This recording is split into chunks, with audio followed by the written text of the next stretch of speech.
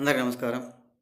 రాష్ట్ర ప్రజలకి, శ్రేయ ప్రజలకి, ప్రతి ఒక్కళ్ళకి జగన్ గారు పులివెందుల ఎమ్మెల్యే, ప్రతిపక్ష లేని పార్టీ. మరి ఎందుకో ఏమిటో ఆయన అలా మాట్లాడటం, ఆయన పరువు ఆయనే తీసుకుంటున్నట్టు ఉన్నాడు. మరి వాళ్ళు అధికారంలో ఉన్నప్పుడు చంద్రబాబు గారు కానీ, లోకేష్ గారు కానీ, ఒక పవన్ కళ్యాణ్ గారు కానీ ఎప్పుడైనా వాళ్ళని బూతులు తిట్టినట్టు కానీ ఏమైనా ఆధారాలు ఉన్నాయా? ఎప్పుడైనా తిట్టి ఉంటే ఆధారాలు చూపించండి. ఆ వీడియో బయట పెట్టి మీరు కాలర్ ఎగరేసుకొని చూపించవచ్చు. మరి టీడీపీ వాళ్లకు చూపించండి, వాళ్ళు చూస్తారు.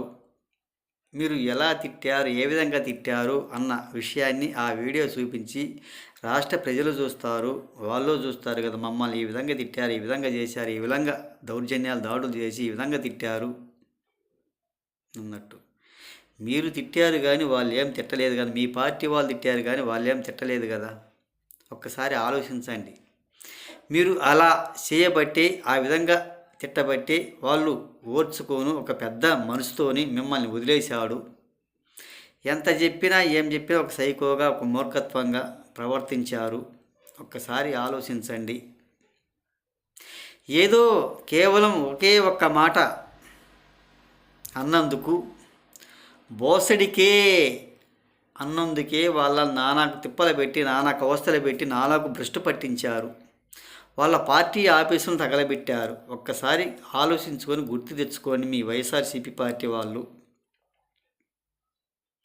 బోసడికే అన్నందుకే నానా అవస్థలు పెట్టి, ఆఫీసులు కూడా తగలబెట్టి, గందరగోళం సృష్టించి, నానాకు బోతు మాటలు మాట్లాడించారు. మీలాగా వాళ్ళు ఏం చేయలేదు కదా. మీలాగా ఏమైనా చేయగలిగారా, చేశారా చెప్పండి ఒకసారి. రాష్ట్ర ప్రజలు కూడా వాళ్ళలాగా ఈ విధంగా అని ఇలా చేశారా? కాదు కదా. వాళ్ళు ఎన్ని మాటలన్నా, ఈ విధంగా అన్నా వాళ్ళు ఓర్చుకొని పోయారు. వాళ్ళకు ఒక పెద్ద మనసు ఉందని ఒప్పుకోవాలి. మీరు చేసిన తప్పులు, మీరు చేసిన పనితనమంతా వాళ్ళ మీద నెడితే ఎవరు ఒప్పుకుంటారు? ఒప్పుకోరు కదా. అవునా కాదా? అది నిజమే కదా. ఊరకటువంటి పనికిమాలిన మాటలు మాట్లాడుకుంటూ రాష్ట్ర ప్రజలను భ్రష్టు పట్టించి, గందరగోళం సృష్టించి, ఏదో మీ తరపున మీ వాళ్ళకల్లి మలుపుకోవాలంటే సాధ్యమైనది కూడా కాదు. అది సాధ్యం కాదు కదా. ఇప్పుడు నలుగురు గుంపులు కూడా జైలు కొట్టగానే వాళ్ళు మీ కళ్ళి తిరిగినట్టు కాదు. వాళ్ళు ఏదో అట్ట సింపతి కోసం అలా వచ్చి సరదాగా రోడ్ల మీద తిరుగుతున్నారు.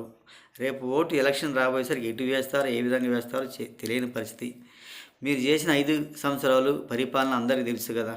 మీ వైఎస్ఆర్సీపీ పార్టీ వాళ్ళు చేసింది ప్రతి ఒక్కళ్ళకు తెలుసు. ఈరోజు మీరు కేకలు పెట్టి అరుపులు అరిచినందువలన ఉపయోగం అంటూ ఏముండదు. ఒక్కసారి ఆలోచించుకోండి. మీరు 5 సంవత్సరాలు చేసిన పరిపాలన గురించి. ఆ ఒక్క మాటకే టీడీపీ ఆఫీసు ఎంత ధ్వసం చేశారు, ఎంత దారుణం చేశారు ఒక్కసారి ఆలోచించుకొని గుర్తు తెచ్చుకోండి ఈ వైఎస్ఆర్సీపీ పార్టీ వాళ్ళు అని తెలియజేస్తూ ప్రతి ఒక్కళ్ళకి హృదయపూర్వక ధన్యవాదాలు.